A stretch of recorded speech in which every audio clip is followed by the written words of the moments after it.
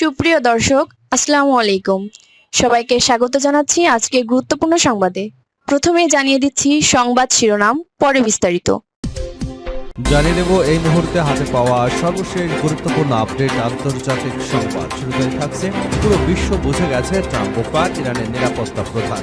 যুক্তরাষ্ট্রের president Donald ট্রাম্পকে বোকা বলে মন্তব্য করেছেন ইরানের সুপ্রিম ন্যাশনাল সিকিউরিটি কাউন্সিলের সচিব রেজাই। একই সঙ্গে যুক্তরাষ্ট্রের সঙ্গে সংঘাত এবং কূটনৈতিক আচরণের ক্ষেত্রে তেহরানকে তার দৃষ্টিভঙ্গি পরিবর্তন করতে হবে বলেও জানিয়েছেন তিনি। এবারে জানাবো, ফিলিস্তিনকে মুছে দিচ্ছে ইসরায়েল। 100-এরও বেশি সাবেক ফরাসি ও ব্রিটিশ কূটনৈতিক বলেছেন, বিশ্বের চোখের সামনেই ফিলিস্তিনকে মুছে ফেলার চেষ্টা চলছে।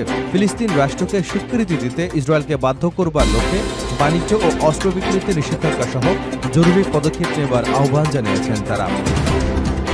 জানাবো, তুরস্কের দিকে চোখ রাঙাচ্ছে ইসরায়েল। যুদ্ধ কি সত্যি আসছে? তুরস্ক এবং ইসরায়েলের সম্পর্ক এখন বেশ উত্তপ্ত, অথচ এক সময় তারা ছিল যথেষ্ট ঘনিষ্ঠ। তুরস্ক ছিল মুসলিম সংখ্যাগরিষ্ঠ দেশগুলোর মধ্যে ইসরায়েলকে স্বীকৃতি দেওয়া প্রথম দিকের দেশগুলোর একটি।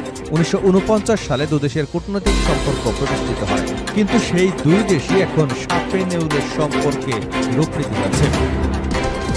এদিকে ইরানে হামলার পর বিশ্বে পরমাণু অস্ত্র অর্জনের আকাঙ্ক্ষা বেড়েছে।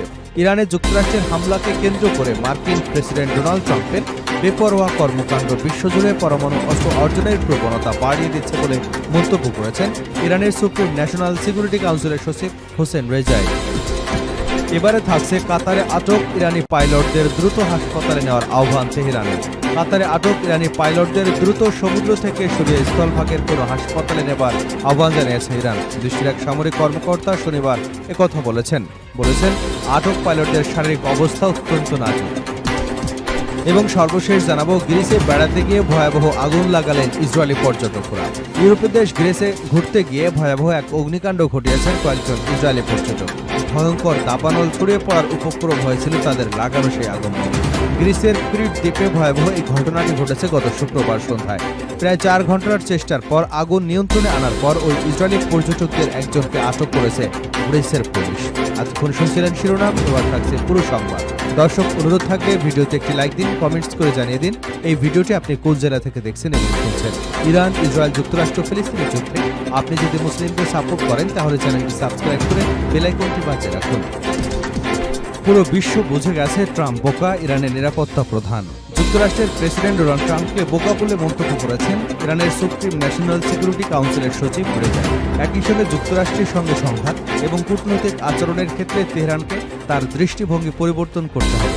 ইরানের এই কর্মকর্তা বলেন, আজকের ইরান যুদ্ধের আগের ইরানের মতো নয়। তিনি আরও বলেন, দেশটির সর্বোচ্চ নেতা মোস্তফা খামেনির সম্পর্কে সামরিক নিয়োগগুলো ইঙ্গিত দিচ্ছে যে তেহরান যুদ্ধের জন্য প্রস্তুত থাকতে চায়। খামেনির অভিমত তুলে ধরে তিনি বলেন, ইরানি তরুণদের কাছে বর্তমানে যুক্তরাষ্ট্রকে শান্তিপ্রিয় দেশ হিসেবে দেখার ধারণাকে ব্যাপক পরিবর্তন এসেছে।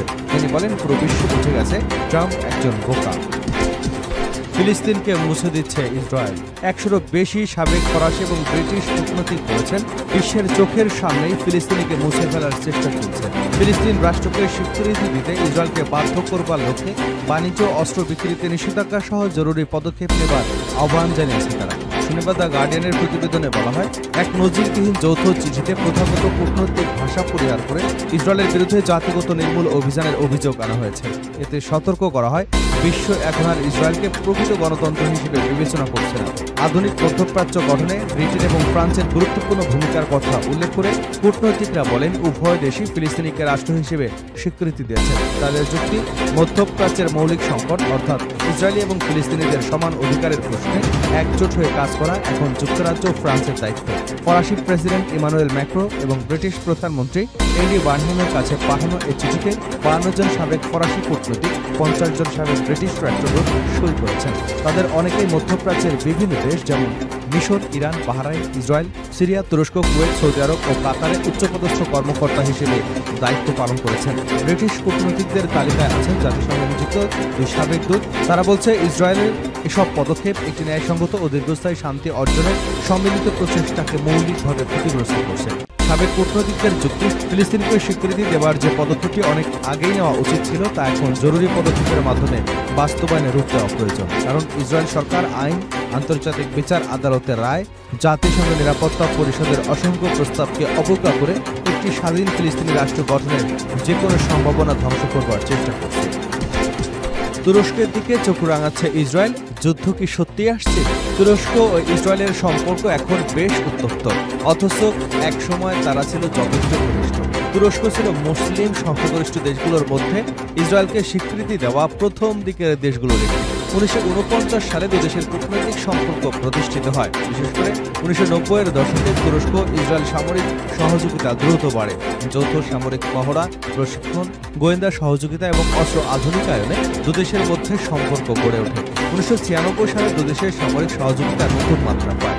ইসরায়েল তুরস্কের যুদ্ধবিমান আধুনিকায়নে ভূমিকা রাখে, কিন্তু গাজা ও ফিলিস্তিনি প্রশ্নে সম্পর্ক ধীরে ধীরে বদলে যায়। 2008 ও 2009 সালে গাজা যুদ্ধের পর তুরস্কের প্রেসিডেন্ট রিসেপ তাইয়েপ এরদোয়ান ইসরায়েলের বিরুদ্ধে প্রকাশ্যে কঠোর অবস্থান নেন। 2010 সালে মাভি মারমারার ঘটনাও সম্পর্কের মোড় ঘুরিয়ে দেয়।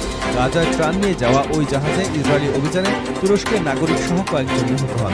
এরপর দুদেশের কূটনৈতিক সম্পর্ক মারাত্মকভাবে অবনতি হয়। তবে রাজনৈতিক সম্পর্ক খারাপ হলেও বাণিজ্য অনেক দিন চলছে। ইসরায়েল ও তুরস্কের মধ্যে বাণিজ্যের পরিমাণ একসময় কয়েক মিলিয়ন ডলারে পৌঁছেছিল। 2023 সালে দেশের মোট বাণিজ্য ছিল প্রায় 6.8 বিলিয়ন ডলার। তুরস্ক থেকে ইসরায়েলে যেত ইস্পাত, সিমেন্ট, নির্মাণ সামগ্রী, যন্ত্রপাতি, প্লাস্টিক, যানবাহন ও বিভিন্ন শিল্প। 2023 সালে তুরস্ক থেকে ইসরায়েলের সরাসরি আমদানির পরিমাণ ছিল প্রায় 4.6 মিলিয়ন ডলার। তৃতীয় দেশের মাধ্যমে যাওয়া তুরস্কে উৎপাদিত পণ্য ধরলে পরিমাণ আরও বাড়ে। অর্থাৎ রাজনৈতিক বিরোধের মধ্যেও দুদেশের ব্যবসায়িক সম্পর্ক গুরুত্বপূর্ণ ছিল, কিন্তু গাজা যুদ্ধে সেই হিসাব পাল্টে দেয়। 2023 সালের 7 অক্টোবর হামাসের হামলার পর গাজায় ইসরায়েলের সামরিক অভিযান শুরু হলে এরদোয়ান ইসরায়েলের বিরুদ্ধে ক্রমেই কঠোর অবস্থান নিতে থাকে। 2024 সালে তুরস্ক প্রথমে কিছু পণ্যে বিধিনিষেধ দেয়, পরে 2 মে ইসরায়েলের সঙ্গে সব ধরনের আমদানি রপ্তানি বন্ধের ঘোষণা দেয়। আঙ্কারার বক্তব্য ছিল গাজায় পর্যাপ্ত মানবিক সহায়তা প্রবেশের সুযোগ না দেওয়া পর্যন্ত এই নিষেধাজ্ঞা বহাল থাকবে। এর ফলে দীর্ঘদিনের বাণিজ্য সম্পর্ক তো কার্যত ভেঙে পড়েছে। ইসরায়েল ও তুরস্কের বিকল্প সরবরাহ খুঁজতে শুরু করে। এতে দুদেশের অর্থনীতি, পারস্পরিক নির্ভরতা কমে যায়। গাজা ছিল তুরস্ক ইসরায়েলের রাজনৈতিক বিরোধের প্রধান বিষয়, কিন্তু এখন সিরিয়া সেই বিরোধকে সরাসরি নিরাপত্তার সংকটে পরিণত করেছে।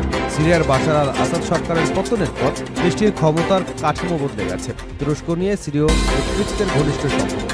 আঙ্কারা সিরিয়ার নতুন সরকারের সঙ্গে নিরাপত্তা ও সামরিক সহযোগিতা বাড়াচ্ছে। প্রশিক্ষণ, সামরিক অবকাঠামো এবং সীমান্ত নিরাপত্তায় তুরস্কের ভূমিকা বাড়ছে। অন্যদিকে ইসরায়েল সিরিয়ায় তুরস্কের সামরিক প্রভাবকে সম্ভাব্য হুমকি হিসেবে দেখছে।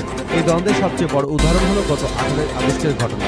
ইসরায়েল সিরিয়ার উত্তর পশ্চিমাঞ্চলে আবু আল জুহুর বিমান ঘাঁটিতে হামলা চালায়। ইসরায়েলের দাবি সেখানে তুরস্কের সামরিক উপস্থিতি বাড়ানোর প্রস্তুতি চলছিল।